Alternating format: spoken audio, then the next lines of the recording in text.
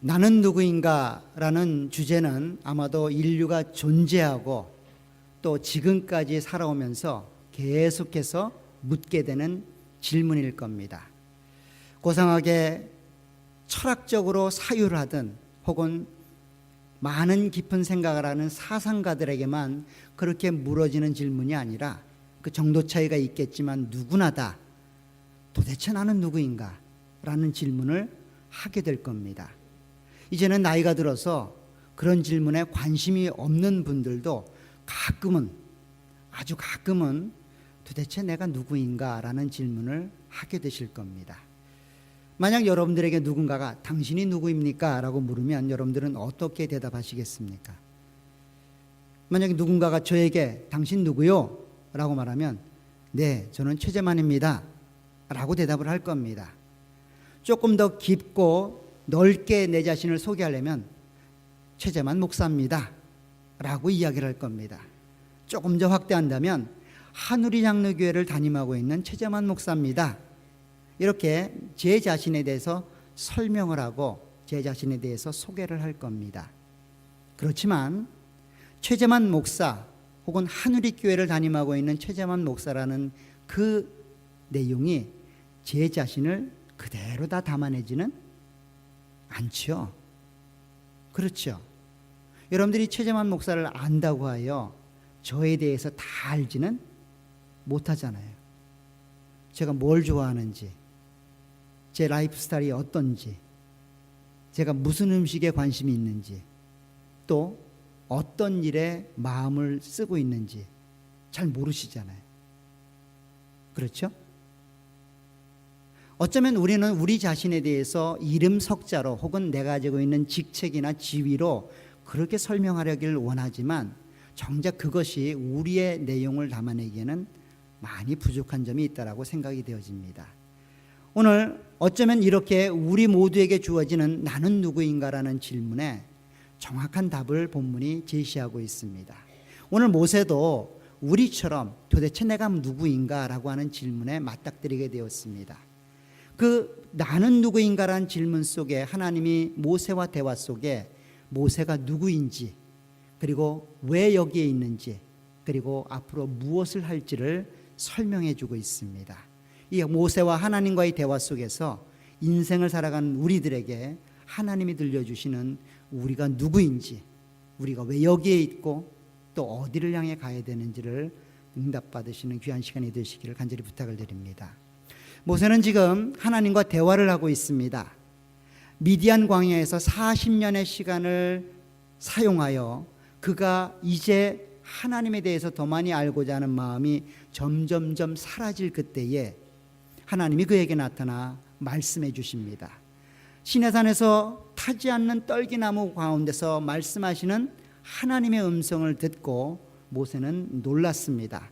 당황했습니다. 기이하게 여겼죠. 그것은 초자연적인 현상 때문이 아니라 왜 떨기나무가 타지 않고 있을까라고 하는 의문에서였습니다. 그것도 그럴 것이 모세는 자기의 40년 전의 삶을 되짚어 볼 때 이 떨기나무와 상반된 삶을 보여주었기 때문입니다. 하루아침에 자기는 자기가 타올랐던 모든 열정과 헌신, 하나님을 향한 믿음이 하얗게 죄로 변하는 일들을 경험해 버렸는데 이 화목에도 쓸모가 없는 이 떨기나무가 계속해서 타는 모습을 보면서 굉장히 기이하게 그 현상을 바라보았다라고 이야기를 합니다. 그런데 더 놀라운 사실은 그 떨기나무 가운데서 나오는 말씀의 내용입니다. 그 말씀의 내용인즉 이제 내가 너를 보낸다는 겁니다. 저 애굽 땅 종되었던 이스라엘 백성들에게 너를 보내어 그 애굽 땅에 종된 이스라엘 백성들을 이끌어내겠다는 겁니다. 이 말은 모세에게 굉장히 충격이었습니다. 왜 충격이었을까요? 40년 전에 자기도 동일하게 그 생각을 갖고 있었기 때문입니다. 40년 전에 모세는 동일한 마음으로, 동일한 생각으로 그렇게 하나님을 위하여, 이스라엘 백성들을 위하여 그렇게 모든 것들을 포기하고 하나님께 헌신했는데 40년 전에는 아무 말씀도 안 하시더니 40년이 지난 지금 나에게 나타나 그 초자연적인 현상을 통하여 말씀하시기를 그때와 동일한 사명을 주고 있는 겁니다. 40년 전이라면 모를까? 40년 후에 모세의 반응은 어땠을까요? 하나님, 제가 누구이기에 하나님의 일들을 감당합니까? 내가 도대체 뭐길래 이런 일로 나를 부르십니까? 라고 말할 수밖에 없는 거죠. 왜냐하면 지난 40년의 모세의 삶은 말 그대로 바닥이었습니다. 더 이상 낮아질 데가 없는 바닥을 치는 인생을 살았지요. 한 번도 경험해 보지 못했던 양치기로서 그렇게 광야를 헤매이고 양들을 인도하는 그런 목자로서 그냥 하루하루 40년간 사는 거예요. 만약 여러분들이 꿈꾸고 화려했던 계획들이 하나 둘씩 이루어지지 않고 나이는 점점점 들어간다면 여러분들의 자존감은 어땠을까요? 여러분들의 정체성에 대한 혼란이 있지 않았을까요? 도대체 내가 누구지? 왜 이런 인생 가운데 내가 빠져 있지? 여러분들의 자존감 아마 바닥을 쳤을지 모르겠습니다. 40년간 모세는 그런 인생을 살았습니다. 더 이상 무엇을 하고자 하는 마음도 없었을 것이고 그 일에 대한 열망도 점점점 사라졌을 겁니다. 그런데 하나님이 나타나서 뜬금없이 40년 전에 품었던 그 마음, 그 처음 가졌던 하나님을 향한 헌신과 이스라엘 백성들을 향한 사랑을 다시 한번 부릴 듯 그 마음속에 일으키는 겁니다. 그럴 때 모세의 마음은 이제 내가 할 수 있을까? 못할 것 같은데 라는 마음이 들겠지요. 그래서 묻는 겁니다. 오늘 11절에 보면 오늘 본문은 아니지만 모세가 하나님께 이렇게 말합니다. 내가 누구이기에 바로에게 가며 이스라엘 자손을 애굽에서 인도하여 내리이까? 이 말은 건 뭐예요? 나는 못합니다. 지금 내 나이가 미친데 그 일을 하겠습니까? 조금 일찍 부르시든지요. 아니 40년 전에 그렇게 나에게 조금만 힌트만 줬어도 문제만 잘 해결되었어도 그때 이 모든 일들이 이루어졌을 텐데 지난 40년 동안 내 자존감은 떨어질 대로 떨어져서 더 이상 떨어질 수 없는 바닥입니다. 어느 누구도 나를 인정해 주지 않고 저 역시 제가 그 일을 할 수 있다라고 생각하지 않습니다. 도대체 내가 누구에게 저를 보내려고 합니까? 라고 묻고 있는 거예요. 어쩌면 인생의 실패를 경험했던 우리들이 가질 수 있는 그런 모습이지요. 그런 모습입니다. 그런데 이렇게 절망 가운데서 낮아질 대로 낮아진 자존감 속에 심지어는 자기의 정체성까지 흔들리고 있는 모세에게 하나님은 이렇게 응답하십니다. 12절에 보면 하나님이 이르시되 내가 반드시 너와 함께하리라. 이게 답이에요. 내가 너와 함께하겠다. 즉 40년 전에 내가 그렇게 하나님을 향한 열심과 헌신으로 그렇게 믿음으로 내 자신을 포기하고 그렇게 하나님을 위해 살려고 애썼지만 그때는 너에게 내가 없었다는 이야기입니다. 우리에게 열심이 있고 헌신적인 능력과 힘이 있을 때는 하나님은 그렇게 의지하고 의존할 만한 대상이 못 됩니다. 하나님, 다른 일도 바쁘실 텐데 그냥 다른 일 보시고 내일은 내가 할 테니까 필요할 때만 제가 SOS 칠 때만 그때 와서 조금씩 도와주세요. 나 할 수 있습니다. 내가 누굽니까? 모세 아닙니까? 모세. 이스라엘 지도자가 될 모세. 그리고 애굽의 왕자로서 교육받은 모세. 내가 모세입니다. 다른 일 열심히 하시다가 내가 필요로 할 때 그때만 잠깐 와서 도와주세요. 이게 40세의 모세입니다. 하나님은 그렇게 일하지 않죠. 그렇게 일을 절대 안 하십니다. 그 모세의 자신감, 자기가 할 수 있다라는 그런 자신감을 하나님이 하나씩 낮춥니다. 몇 년이 걸렸다고요? 40년 걸린 거예요. 40년. 그래도 모세는 착한 종입니다. 그렇죠? 40년 동안 쌓아올렸던 자신감을 40년 동안 뺐으니 말이죠. 우리는 10년간 쌓아올린 자존심을 80년간 빼도 못 빼잖아요. 그렇지 않으세요, 여러분들? 아직도 주님 곁에 갈 날이 며칠 안 남았는데 여전히 자존심이 남아있죠? 안 남아있으신가요? 여러분들의 자존심에 스크래치 가면 못 참잖아요, 우린. 내 나이가 몇이 됐든 못 참잖아요. 근데 모세는 40년간 그렇게 하나님 없이는 될 수 없다는 것들을 가르치기 위하여 바닥으로 하나님이 낮추시는 거예요. 더 이상 자존감도 없고 자기가 할 수 있다라는 자신감도 없는 그런 사람으로 하나님이 만드신 거예요. 그래서 이런 얘기를 하는 겁니다. 내가 누구이기에 하나님 그 일을 합니까? 하나님 아시잖아요.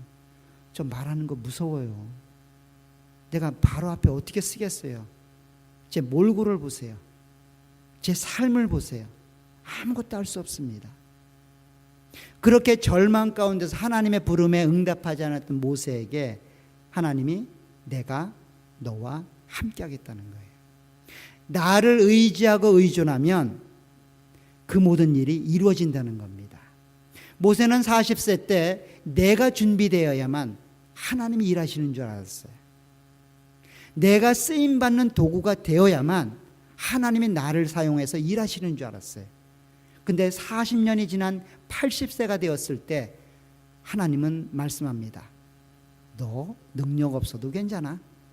내가 너와 함께 하면 돼.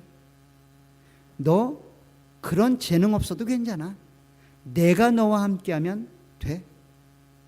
하나님을 의지하고 의존하는 모세를 하나님이 만들기 위하여 그렇게 40년을 사용하십니다. 이런 하나님의 약속에 모세는 변화를 받습니다. 변화를 받아 이전과는 다른 모세의 모습으로 그렇게 돌변하기 시작합니다. 내가 누구입니까? 라고 질문했던 모세는 이제 자기와 함께 동행하실 하나님이 누구입니까? 라고 묻게 됩니다.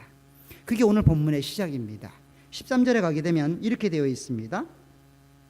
모세가 하나님께 아뢰되 내가 이스라엘 자손에게 가서 이르기를 너희의 조상의 하나님이 나를 너희에게 보내셨다 하면 그들이 내게 묻기를 그의 이름이 무엇이냐 하리니 내가 무엇이라고 그들에게 말하리이까? 조금 전까지 모세는 관심이 뭐였습니까? 내가 누구인지에 관심이 있었습니다. 내가 누굴까요? 내가 어떤 사람인가요? 라고 묻고 있었는데 이제는 하나님이 함께 하신다고 하니 그 함께 하심을 통하여 하나님의 역사가 이루어진다고 하니 관심의 포인트가 그러면 하나님은 누구십니까? 라고 묻게 있는 거예요. 나와 함께 동행하여 40년 전에 그렇게 이루고자 했던 일들을 다시 이루기를 원하시는 하나님, 당신은 누구입니까? 도대체 당신은 어떤 분이십니까? 라고 묻고 있는 거죠. 자신의 자존감을 올리고 자신의 정체성을 회복하는 일들을 내 자신이 누구인가를 고민하면서 얻을 수가 없다는 거예요. 반대로 자신의 자존감과 정체성을 분명하게 깨달으려면 누구를 알아야 된다는 거예요? 하나님을 아셔야 됩니다. 하나님을 모르고는 우리가 누구인지를 알 수가 없어요. 왜 그럴까요? 하나님이 여러분들을 만드셨기 때문입니다. 여러분들이 하나님으로부터 나왔기 때문에 하나님을 모르면 여러분들은 여러분들이 누구인지를 알 수가 없는 거예요. 여러분들의 자녀가 그 자녀의 모든 모습을 제대로 알려면 어떻게 해야 돼요? 부모에 대해서 알아야 되죠. 부모에 대해서 알아야 되지 않겠어요? 저희 집 딸이 요즘 사춘기가 이제 끝나가쯤 되는데 요즘 굉장한 이상한 반응을 보입니다. 뭔 반응을 보이냐면 어릴 적 모습이 궁금하다는 거예요. 자기가 어떻게 이 과정까지 왔는지를 궁금하다는 거예요. 궁금하겠죠? 특별히 이민사회에 살고 있는 우리 자녀들은 굉장히 어떤 면에서는 참 안 됐다라는 생각이 듭니다. 소수민족으로 그렇게 살아가는데 도대체 내가 누구일까라는 고민이 아마도 우리보다는 더 심각할 겁니다. 왜 우리 부모는 한국말을 쓰시지? 왜 우리 집은 그 김치 같은 걸 먹지? 모든 게 의문투성이지요.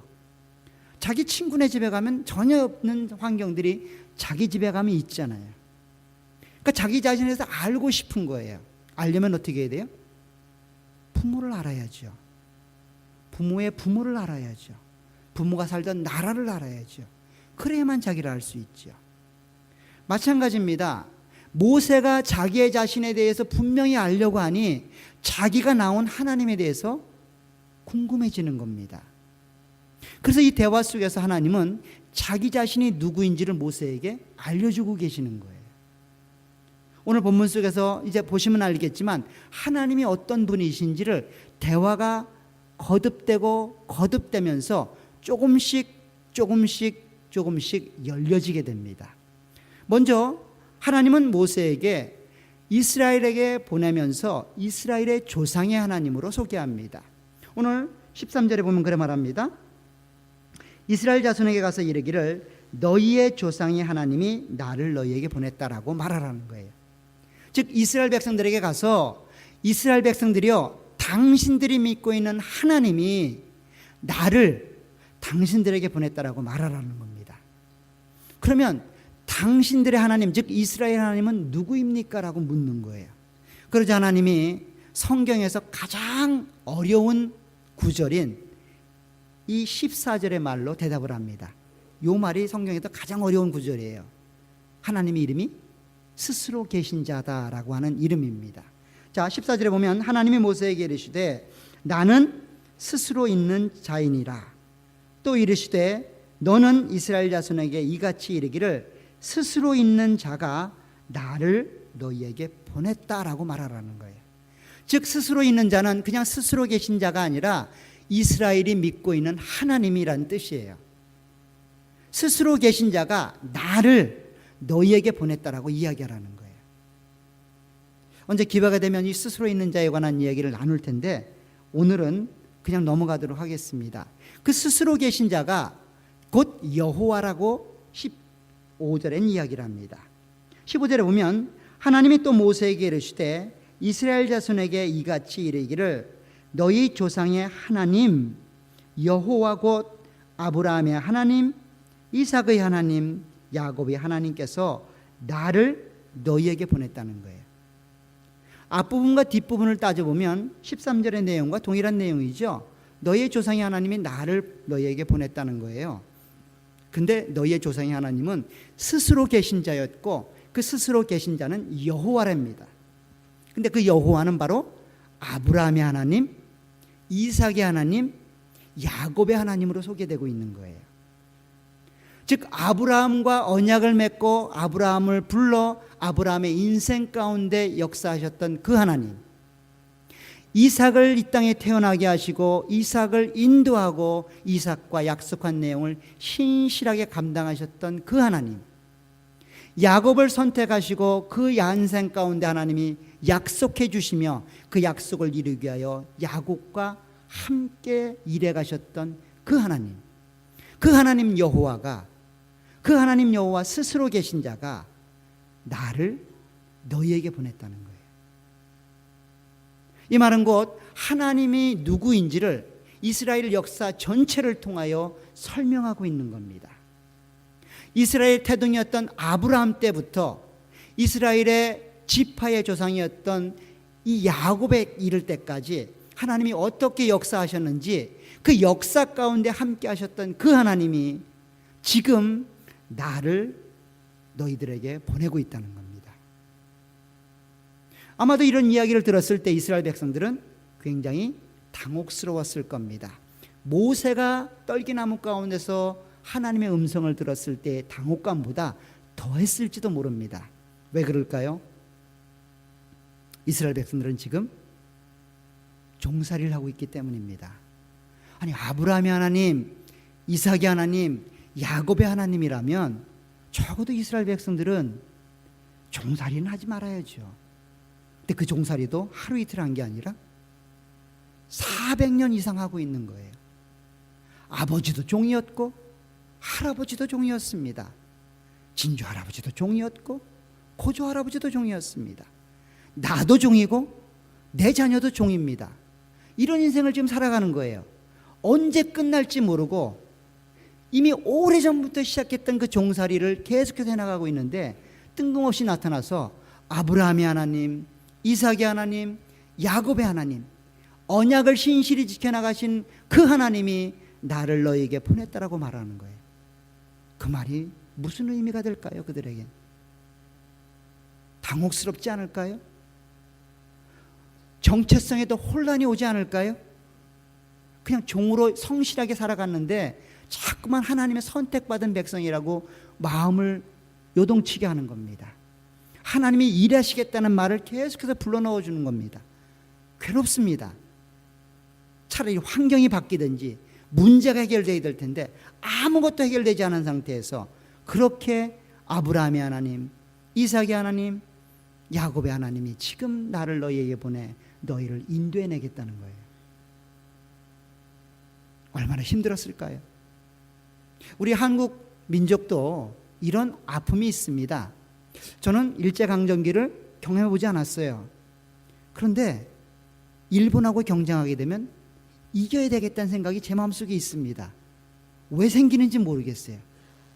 특히 축구할 때 뭐 남녀노소를 불문하고 다른 나라한테는 져도 되는데 일본한테는 이겼으면 좋겠어요.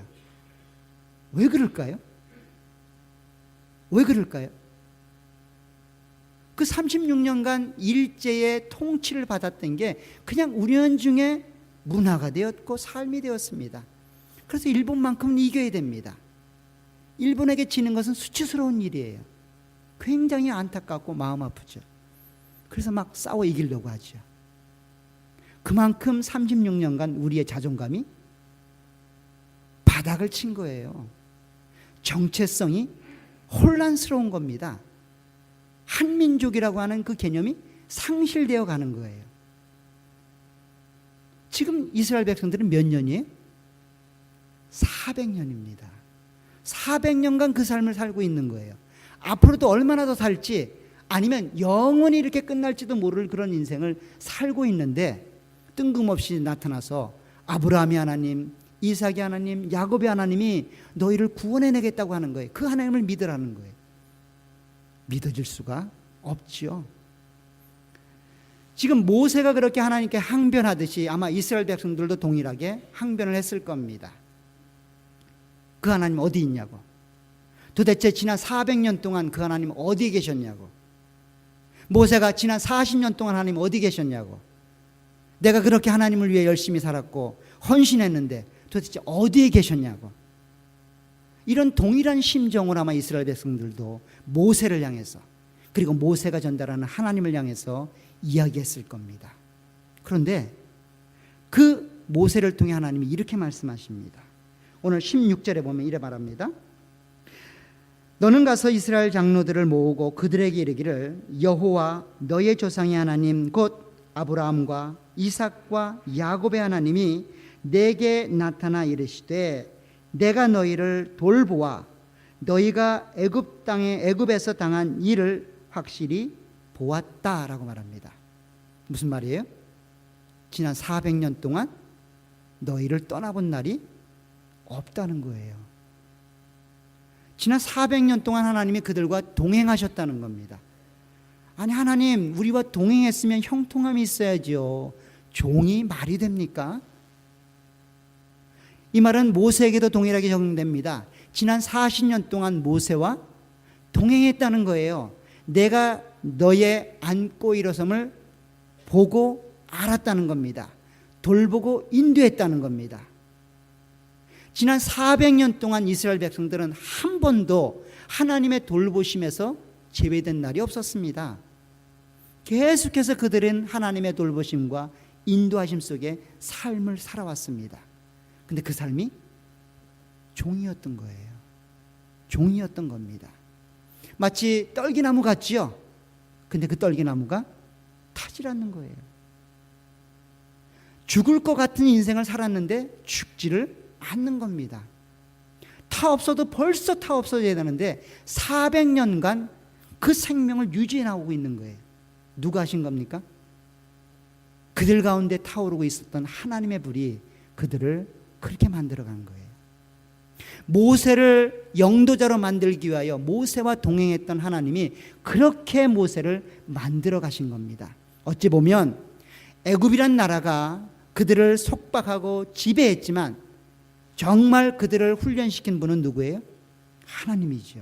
하나님이 애굽을 이용하여 철저히 낮아지고 철저히 하나님을 의존하게 만드는 그런 하나님의 사람들로 이스라엘 백성들을 만들어간 겁니다. 그 하나님이 지금 나타나서 말씀하시는 거예요. 뭐라고요? 내가 너희를 인도할 때가 됐다는 거예요. 그렇게 해서 오늘 17절에 보면 이렇게 말합니다. 내가 말하였거니와 내가 너희를 애굽의 고난 중에서 인도하여 내어 젖과 꿀이 흐르는 땅 곧 가나안 족속, 헷 족속, 아모리 족속, 브리스 족속, 히위 족속, 여부스 족속 땅으로 올라가게 하리라. 아브라함에게 약속해 주셨던 그 약속, 내가 이 땅을 너와 내 후손에게 주리라. 이삭에게 약속했던 그 약속, 내가 이 가나안 땅을 너와 내 후손에게 주리라. 야곱에게 주셨던 그 약속, 내가 이 약속의 땅을 너와 내 후손에게 주리라.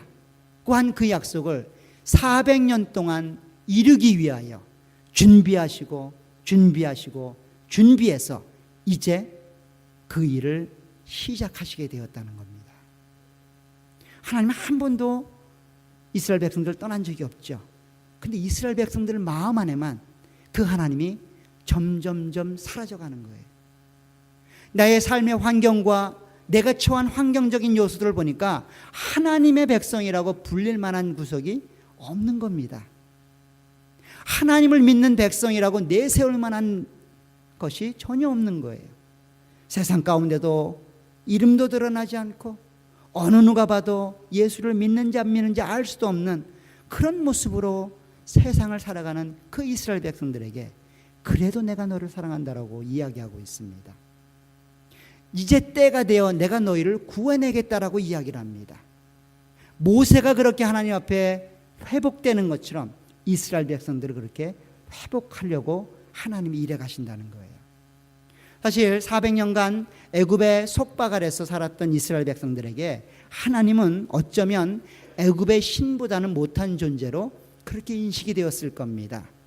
자기들이 믿는 신이 곧 자기의 힘이고 능력입니다. 그래서 내가 지배하는 나라는 내 신이 그 신을 지배하는 겁니다.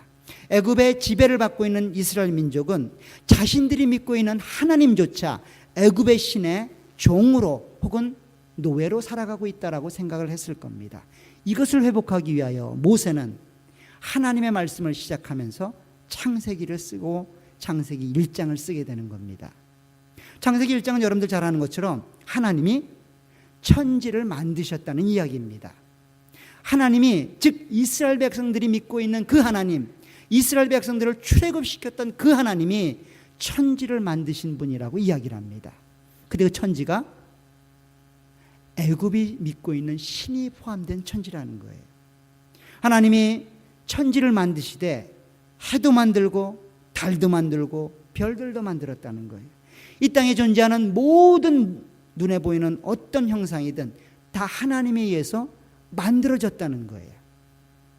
이 이야기를 들었을 때 이스라엘 민족은 자신들이 믿고 있는 하나님이 어떤 하나님인지를 인정하기 시작하실 겁니다. 모세가 모세오경을 기록할 때 제일 마음에 염두에 둔 사람은 누굴까요? 자기와 함께 애굽에서 나온 사람들이에요. 모세오경을 우리 때문에 준 게 아니고요. 물론 하나님의 계획은 우리 때문에 쓰게 하셨지만 창세기 1장을 쓰게 한 이유는 뭐냐면 저 낮을 대로 낮아진 이 이스라엘 백성들, 그들의 자존감을 올리기 위해서 그들이 믿고 있는 하나님이 누구인지를 알려주기 위하여 그 하나님의 천지창조를 쓰고 있는 거예요. 애굽이 믿고 있는 그 하늘, 태양, 하나님이 만드신 거라는 걸 알려주는 거예요. 모든 형상, 하나님이 만드신 거라고 하는 것들을 알려주는 거예요. 그래서 이 내용을 들었을 때 이스라엘 백성들은 자기들이 믿는 하나님이 어떤 분이신지를 회복하게 됩니다. 깨닫게 되죠. 아, 내가 믿는 하나님이 최고구나. 내가 믿고 따라가는 하나님이 최고구나라고 생각하게 되었을 겁니다. 그 하나님이 지금 모세를 회복시키고 있습니다. 그리고 이스라엘을 회복시키고 있습니다. 어떤 면에서 모세의 광야 40년의 생활은 이스라엘 백성들의 400년의 애굽의 생활과 비례합니다. 모세가 회복되는 그 모습은 이스라엘 백성들이 회복되는 모습과 비례합니다. 결국 모세가 하나님을 만나 회복되는 것처럼 이스라엘 백성들이 하나님을 만나야만 회복될 수 있다라고 이야기하고 있습니다. 여러분들의 인생 속에서 여러분들의 정체성이 혼미해지고 내가 누구인지를 알지 못하신다면 그 하나님을 만나시길 간절히 부탁을 드립니다. 그 하나님을 만나셔야 내가 누구인지가 확인됩니다. 그 하나님을 만나셔야 여러분들의 자존감이 올라갈 수 있습니다. 그 하나님을 만나셔야 인생 가운데 만나는 크고 작은 시련들을 믿음으로 이겨내실 수 있습니다. 끝까지 여러분들의 구원의 길을 완성시켜 나갈 수 있습니다. 그 하나님을 만나시길 간절히 부탁을 드립니다. 근데 오늘 본문을 보게 되면 그 하나님을 소개하면서 출애굽한 이스라엘 백성들이 무엇을 목적하는지를 기록하고 있습니다. 오늘 18절에 보면 이런 말합니다. 그들이 내 말을 들으리니 너는 그들의 장로들과 함께 애굽 왕에게 이르기를 히브리 사람의 하나님 여호와께서 우리에게 임하셨은즉 우리가 우리 하나님 여호와께 제사를 드리려 하오니 사흘길쯤 광야로 가게 해달라는 거예요. 결국 뭐예요? 지금 너희의 조상 하나님 스스로 계신 여호와, 아브라함의 하나님, 이삭의 하나님, 야곱의 하나님이 나를 너희에게 보내 너희를 애굽에서 출애굽시킨 목적은 그냥 출애굽이 목적이 아니라 바로 그 하나님을 섬기게 하기 위하여 나를 너희에게 보냈다는 겁니다. 그 하나님을 예배하고 제사하게 하기 위하여 그 출애굽시킨 이스라엘 백성들을 가나안 땅으로 인도해 간다는 이야기입니다. 사실 이야기는 모세에게도 이미 했었습니다. 이런 대화 속에서만 나온 이야기가 아니라 오늘 12절에 보면 이미 모세를 향해서 이렇게 말하고 있습니다. 하나님이 이르시되 내가 반드시 너와 함께 있으리라. 내가 그 백성을 애굽에서 인도해낸 후에 너희가 이 산에서 하나님을 섬기리니 이것이 내가 너를 보낸 증거다라고 말합니다. 결국 하나님께서 섬김을 받기 위하여 우리의 예배를 받기 위하여 그렇게 하나님이 우리를 출애굽시킨다는 이야기입니다. 하나님이 우리를 구원하신 이유는 단순히 우리에게 구원을 허락하기 위함이 아니라 구원을 허락하신 하나님께 예배하고 섬기게 하기 위하여 그렇게 우리를 구원으로 인도해 가신다는 거예요. 여러분들의 구원은 그냥 여러분들을 천국 가게 하기 위함이 아닙니다. 여러분들이 하나님을 섬기도록 하기 위하여 그렇게 여러분들을 구원으로 인도해 가신다고요. 여러분 안에 하나님의 섬김이 없다면 여러분들의 구원은 아직까지 이루어진 게 아닙니다. 여러분들 마음 안에 하나님을 섬기고자 하는 마음이 열정이 없다면 어쩌면 아직도 여러분들의 구원이 주어지지 않고 있는 겁니다. 않고 있는 거예요. 아직도 여러분들의 인생 가운데 그 여러분들을 구원하신 하나님에 대한 열망과 소망이 없다면 다시 한번 여러분들에게 주어진 구원을 생각해 보시길 주의 이름으로 부탁을 드립니다. 아무런 값어치 없는 우리들, 혈과 육으로 죽어있는 우리 영혼들, 그 영혼을 하나님의 은혜로 구하셨습니다. 생명을 주셨습니다. 하나님을 위해 살도록 그렇게 우리를 인도해 오셨다라고 말합니다. 에베소로 한번 가보시기 바랍니다. 아까 읽었던 에베소 2장에 보면 이렇게 말하고 있습니다. 그는 허물과 죄로 죽었던 너희를 살리셨다라고 이야기합니다. 그때에 너희는 그 가운데 행하여 이 세상 풍조를 따르고 공중의 권세 잡은 자를 따랐으니 곧 지금 불순종의 아들들 가운데 역사하는 영이라. 전에는 우리도 여러분들도 포함됩니다. 다 그 가운데서 우리 육체의 욕심을 따라 지내며 육체와 마음에 원하는 것을 하여 다른 이들과 같이 본질상 진노의 자녀였더니 긍휼이 풍성하신 하나님이 우리를 사랑하신 그 큰 사랑을 인하여 허물로 죽은 우리를 그리스도와 함께 살리셨고 너희는 은혜로 구원을 받은 것이라. 또 함께 일으키사 그리스도 예수 안에서 함께 하늘에 앉히시니 이는 그리스도 예수 안에서 우리에게 자비하심으로써 그 은혜의 지극히 풍성함이 함을 오는 여러 세대에 나타내려 하심이라. 너희는 그 은혜를 인하여 믿음으로 말미암아 구원을 받았으니 이것은 너희에게서 난 것이 아니요 하나님의 선물이라 라고 이야기합니다. 그래서 10절에 뭐라고 말합니까? 우리는 그가 만드신 바라 그리스도 예수 안에서 선한 일을 위하여 지으심을 받은 자니 이 일은 하나님이 전에 예비하사 우리로 그 가운데 행하게 하려 하심이라. 그 하나님을 섬기고 예배하는 일 가운데 살아가게 하기 위하여 죽은 우리를 살리셨다는 겁니다. 아직도 그 선한 일을 우리가 감당할 수 없다면 우리는 여전히 죽은 자인지도 모릅니다. 죽은 자인지도 몰라요. 로마서에서 동일하게 얘기합니다. 구원이 주어졌다면 이제 그 하나님을 위해서 살아야 된다라고 이야기합니다. 그 하나님을 위해 애쓰고 수고하고 노력하는 삶을 살아야만 우리의 구원이 이루어진다라고 이야기합니다. 이것이 출애굽의 최종적인 모습입니다. 그냥 애굽을 떠난다고 하여 출애굽이 되는 게 아닙니다. 가나안 땅에 들어갔다고 하여 출애굽이 완성되는 게 아닙니다. 그 땅에 들어가 하나님을 섬기셔야 됩니다. 그 땅에 들어가 그 땅으로 인도하신 하나님을 기억하고 그 하나님을 예배하며 그 하나님을 위해 살아가는 삶을 사시는 것이 우리에게 주어진 구원을 완성하는 길이요 이스라엘 백성들에게 주어진 출애굽이 완성되는 길일 겁니다. 여러분들에게 그와 같은 은혜가 주어지고 있습니다. 오늘도 그와 같은 역사로 하나님이 역사하고 계십니다. 그것이 여러분들의 자존감과 정체성을 회복하는 가장 확실한 방법일 겁니다. 그 하나님을 기억하시길 간절히 부탁을 드립니다.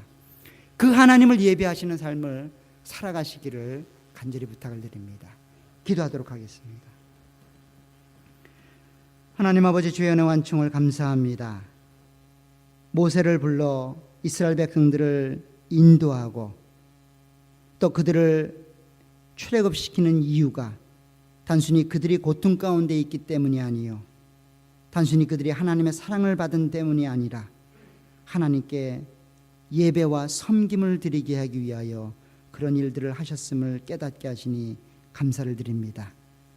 우리를 죄악 가운데 내버려 두지 않고 하나님의 긍휼하심과 은혜를 따라 우리를 구원하신 것이 단순히 우리를 구원하기 위함이 아니라 우리를 통하여 예배를 받으시기 원하시는 하나님임을 깨닫게 하시니 감사를 드립니다. 그곳에 우리의 자아가 있고 우리의 정체성이 있으며 우리의 자존감이 있음을 알게 됩니다. 그 하나님을 기억하게 도와주옵소서. 이제껏 눈동자처럼 우리의 삶을 인도해 오신 것처럼 앞으로의 삶들 가운데도 그렇게 우리 가운데 함께 하실 그 하나님을 기억할 수 있도록 은혜를 베풀어 주시길 원합니다. 세상 가운데 만나는 크고 작은 많은 일들 속에 우리의 생각이 땅에 고정된 것이 아니라 하나님을 바라보며 하늘을 향하여 고정하는 삶이 될 수 있도록 은혜로 함께해 주옵소서. 그래서 우리에게 주어진 이 믿음의 길들을 끝까지 감당하는 저희들이 되게 하옵소서. 예수님의 이름으로 기도합나이다. 아멘.